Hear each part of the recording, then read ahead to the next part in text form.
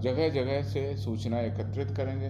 हमारा जो राज्य स्तरीय कमांड एंड कंट्रोल सेंटर है वो लगातार आपको सूचनाएं अपडेट करेगा।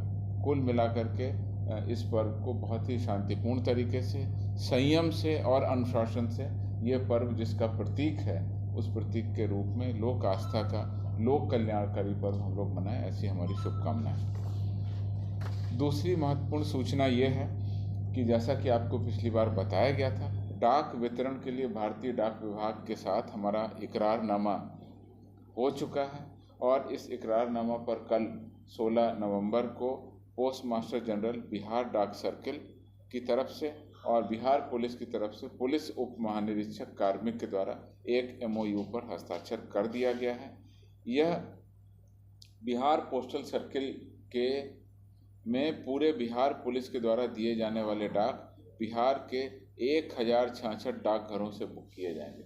जैसा कि आप लोगों को लगभग जानकारी होगी, बिहार में लगभग 7 से 8 हज़ार डाकघर ऑब्लिक उप डाकघर हैं।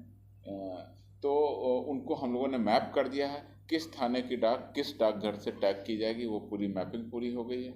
और इस डाक विभाग की ओर से एक मैनेजर BPC पटना को नोडल पदाधिकारी भी नियुक्त किया गया है। पूरे बिहार में स्पीड पोस्ट के माध्यम से मासिक बिल का भुगतान पुलिस मुख्यालय के स्तर से ही किया जाएगा। सारी की सारी जो डाक हमारी है वो ऑनलाइन ट्रैक हम लोग कर सकते हैं और उसमें एक कोड जनरेट होगा। उस कोड के माध्यम से PMS अर्थात पोस्टल मैनेजमेंट सर्विस का एक सॉफ्टवेयर है, उस सॉफ्टवेयर के साथ में हमको ये पता चल जाएगा कि ये डाक जहाँ के लिए बुक हुई वहाँ कब रिसीव हुई। तो सारे की सारी ऑनलाइन पारदर्शी व्यवस्था होगी। हाल इससे हमारे मानव श्रम की काफ़ी बचत होगी। लगभग 1000 मानव श्रम पर डे हमारा मैन डेज हमारे इसमें लगते थे, उसकी बचत होगी, राजस्व की बचत होगी। और सबसे बड़ी बात है कि राज्य के बाहर जो डाक ले जाने में बहुत लंबा समय लगता था, विभिन्न राज्य मुख्यालय, विभिन्न या दिल्ली की भी कोई डाक है उसको ले जाने में बहुत समय लगता था, पुलिस पदाधिकारियों को इमरजेंसी में, और उनको TADA भी देना पड़ता था, उन सब की भी बचत होगी। ये व्यवस्था और जो हमारा इकरारनामा हुआ है बिहार के अलावा बिहार के बाहर देश के किसी भी कोने में डाक पहुंचाने के लिए हुआ है। तो इस प्रकार से हम लोगों को बहुत लाभ होगा और भारतीय डाक विभाग के साथ मिलकर बिहार पुलिस एक नए प्रयोग की ओर कर रही है। प्रयोग के तौर पर हम लोग 21 नवंबर से इसको शुरू कर रहे हैं, विस्तृत आदेश निर्गत किया जाए। तीसरी महत्वपूर्ण विषय जिस पर आपसे बात करनी थी, लगातार बिहार में विशिष्ट इकाई है विशेष कार्यबल STF, स्पेशल टास्क फोर्स, इसके द्वारा लगातार अभियान चलाया जा रहा है और इस अभियान के तहत हमारी लगातार उपलब्धि है।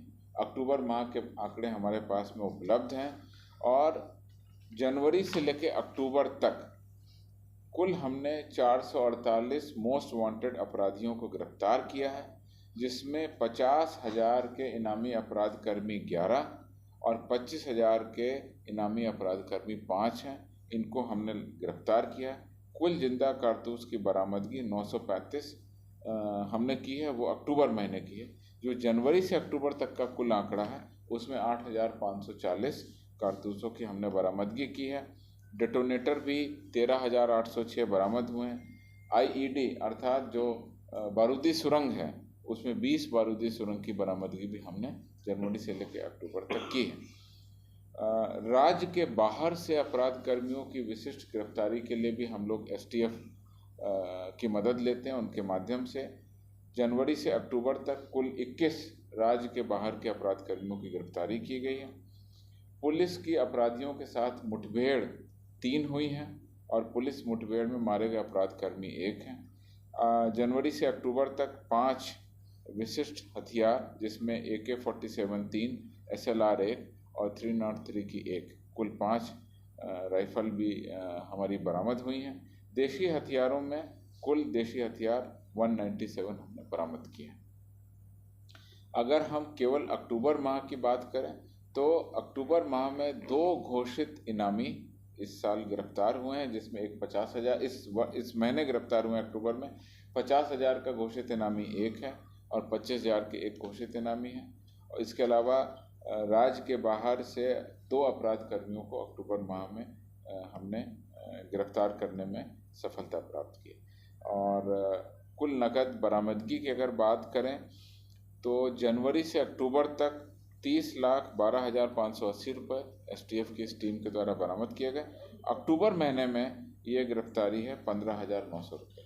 विस्तृत ब्यौरा आपको इस प्रेस नोट के साथ में दिया जा रहा है, जिसमें अभी तक सभी गिरफ्तार अपराध कर्मियों नक्सलियों की सूची भी हम संलग्न कर रहे हैं। चौथी जो मुख्य हमारी उपलब्धियां हैं उसके बारे में आपको 10 विशिष्ट उपलब्धियां हैं जिसके बारे में आपको संक्षेप में बताएंगे। 3 हमारी उपलब्धियां जिसमें घटना को अंजाम देने से पहले ही हमने अपराध कर्मियों को गिरफ्तार किया।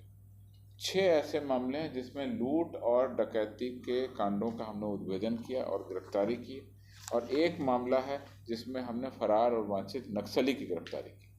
कुल 10 इस पर विशिष्ट मामले हैं जो हाल के दिनों में हमने किया। इसका ब्यौरा मैं संक्षेप में बताऊंगा, शेष को मैं प्रेस नोट के माध्यम से आप सबको उपलब्ध करा दूंगा। 14 नवंबर को सारण जिला के एकमा थाना के अंतर्गत डकैती की योजना बनाते हुए अपराध कर्मियों में 5 अपराध कर्मी को गिरफ्तार किया गया। इस पूरे गैंग के विरुद्ध में 8 कांड दर्ज हैं। इनके पास में हमने हथियार, कारतूस, मोबाइल, चाकू, मोटरसाइकिल इत्यादि बरामद किया। इस प्रकार से सारण जिले में उपलब्धि हुई।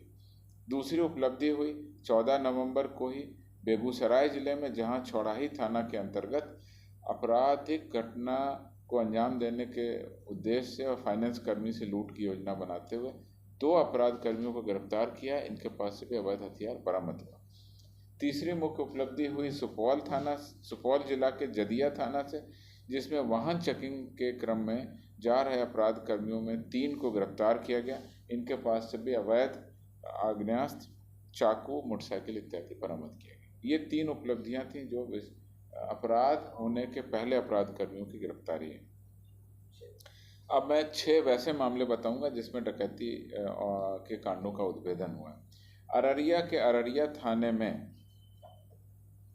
27 अक्टूबर से 13 नवंबर के बीच 5 लूट की घटनाएं हुई NH पर। 5 लूट की घटनाओं के उद्भेदन के लिए पुलिस ने एक टीम बनाई और एक विशेष टीम का गठन करते हुए इस पूरे गिरोह को, जो लगातार हाईवे पर लूट करते थे, उनको हमने गिरफ्तार किया। 5 सदस्य इसमें गिरफ्तार कर लिए गए। इनके पास से देशी पिस्तौल 1, देशी कट्टा 1, मैगजीन 2, जिंदा कारतूस, खोखा, मोबाइल 6, लूट की रकम ये सारी बरामद कर ली गई है। मोबाइल से और उनकी पूछताछ से हम आगे भी अपराध कर्मियों की जानकारी प्राप्त कर रहे हैं, उसके विरुद्ध भी छापेमारी करेंगे। इस प्रकार से अररिया में ये हाईवे पर जो अपराध करने वाले हैं बड़े गिरोह का हमने उद्भेदन किया। गया, दूसरी घटना गया के इमामगंज में है, जिसमें 9 नवंबर को एक अज्ञात अपराध कर्मियों के द्वारा फाइनेंस के किसी कर्मी थे, वो पैसा ले जा रहे थे, उनसे 3,43,000 लगभग रुपए की लूट कर दी गई। इस घटना के उद्भेदन के लिए भी, चूँकि घटना अननोन थी, किस अपराध कर्मी ने किया ये जानकारी नहीं थी, पुलिस के द्वारा विशेष टीम बनाई गई। 4 अपराध कर्मियों को गिरफ्तार किया गया। इसमें लूटी गई राशि, मोटरसाइकिल, लूटी गई मोबाइल और घटना कारित करने में जो मोबाइल का प्रयोग किया गया उन सबको हमने बरामद कर लिया। तीसरी मुख्य उपलब्धि हुई कैमूर के भभुआ जिले से, जिसमें एक अपराध 32 साल का था, कमलेश पांडे उर्फ सोनू। इसको 3 घंटे के अंदर हमने बरामद किया। घटना इस प्रकार से थी कि अखलासपुर गांव से 14 नवंबर को अपहरण की घटना प्रतिवेदित हुई। अपराध की बरामदगी हेतु विशेष टीम का गठन किया गया और इनको चेनारी बाजार, जो वहां से कुछ दूरी पर है, वहां से बरामद किया गया और अपहरणकर्ता 2 व्यक्तियों को गिरफ्तार किया गया। उनमें से एक अपराध कर्मी का पूर्व से आपराधिक इतिहास भी रहा। ये पता चला कि ये सभी लोग आपस में एक दूसरे को जानते भी थे और ज़मीन की खरीद बिक्री के क्रम में जो पैसा भुगतान हुआ उस पैसे के लिए ही ये घटना हुई है। विस्तृत अनुसंधान अभी पुलिस कर रही है। चौथी मुख्य उपलब्धि में गोपालगंज के नगर थाना में बैंक से रुपया निकालने वाले लोगों के साथ लूटपाट करने वाले कोढ़ा गैंग का हमने उद्भेदन किया है और ये घटना 4 जनवरी को हुई थी, लेकिन लगातार पुलिस के फॉलोअप से अब इसका उद्भेदन कर लिया गया। कोढ़ा गैंग के 4 सदस्यों को हमने गिरफ्तार किया है। उनके पास से 8 मोबाइल और नगद राशि बरामद हुई है, जिसका हम लोग विश्लेषण कर रहे हैं। 5वीं मुख्य उपलब्धि में बेतिया के मुफस्सिल थाना अंतर्गत फाइनेंस लिमिटेड कंपनी, नम्र फाइनेंस लिमिटेड, उसका नाम है नम्र फाइनेंस लिमिटेड कंपनी के फील्ड ऑफिसर से भय दिखाकर लूटपाट की गई थी। उसमें 3 अपराध कर्मियों को गिरफ्तार कर इस मामले का उद्भेदन किया गया। 6वीं मुख्य उपलब्धि में दरभंगा के मनीगाछी थाना अंतर्गत स्टेट बैंक में रुपए जमा कराने जाने के क्रम में 4 अपराध कर्मियों द्वारा लगभग 11 लाख रुपए, 2 मोबाइल और कागजात को लूटा गया था। इसमें 5 अपराध कर्मियों को हमने गिरफ्तार कर लिया गया और अभी तक 11 लाख रुपए में से 6,28,000 रुपए की बरामदगी भी कर ली है। घटना में प्रयोग किए गए 5 मोबाइल फ़ोन और 2 मोटरसाइकिल को भी हमने जब्त कर लिया। शेष राशि की बरामदगी और अन्य महत्वपूर्ण जानकारी के लिए पुलिस अभी घटना के उद्भेदन में आगे लगी हुई है। 6,28,000 रुपये की बरामदगी हो गई। ये थी मुख्य जो हमारी घटनाएं हुई, जिसमें से 6 का हमने उद्भेदन किया। 3 हमने आपको बताया जिसमें घटना घटित होने के पहले, और अब 10वां जो हमारी मुख्य उपलब्धि है वो है कि हमने 4 वर्षों से फरार नक्सली राजू भैया को 13 नवंबर को गया के लुटुआ थाना अंतर्गत गिरफ्तार किया। यह लुटुआ थाना में वर्ष 1919 के नक्सल संबंधी कांड में फरार था। अब पुलिस के द्वारा उसकी गिरफ्तारी की गई। तो इस प्रकार से ये सारी उपलब्धियों का संक्षिप्त ब्यौरा हमने आपके सामने रखा। परफेक्शन IAS सिविल सेवा, BPSC, UPSC परीक्षा के लिए एकमात्र समर्पित और रिजल्ट ओरिएंटेड संस्थान, बेहतर सफलता के लिए केंद्रित। Perfection IAS foundation course Hindi और इंग्लिश माध्यम में विश्वसनीय गाइडेंस के साथ सुनिश्चित की जाती है। 64वीं, 65वीं, 66वीं BPSC परीक्षाओं में सबसे ज्यादा 107, 69, 131 क्रमशः रिजल्ट देने वाली संस्थान perfection IAS, Kumar tower, boring road, Patna.